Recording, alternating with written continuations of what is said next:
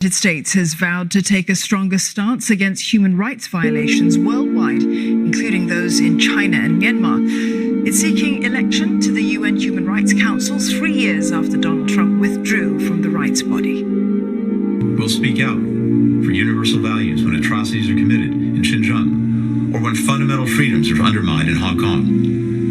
And we're alarmed by the backsliding of democracy in Burma, which is why our first action upon re-engaging the Council was on this.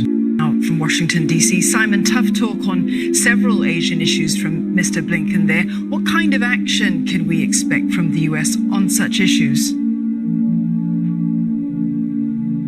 Well, just to be clear on what he was saying there, when he says that the United States has re-engaged with the Council, that is the first stage to the Rights Council, from which Donald Trump pulled the United States, complaining that the Human Rights Council was being used by other members as a Israel unfairly.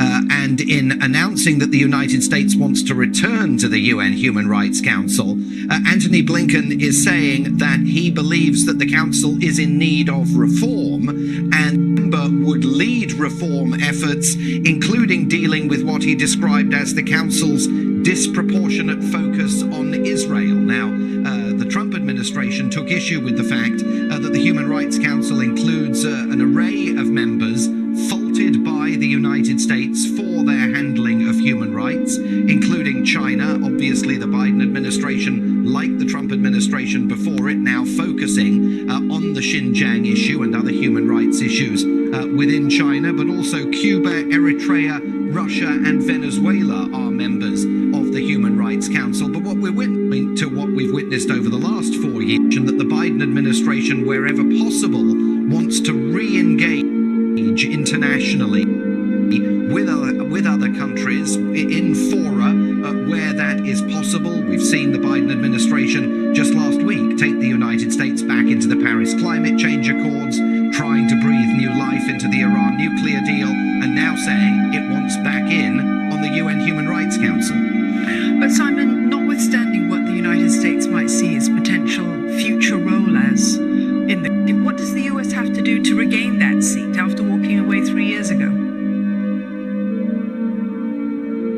Well, a couple of different things. I mean, first of all, it's got to wait because there's no opportunity at the Rights Council until October. And it can also lobby, and there will be an opportunity for countries around the world that want to indicate to the Biden administration that they are welcoming the United States back to the table. America is, Biden keeps repeating.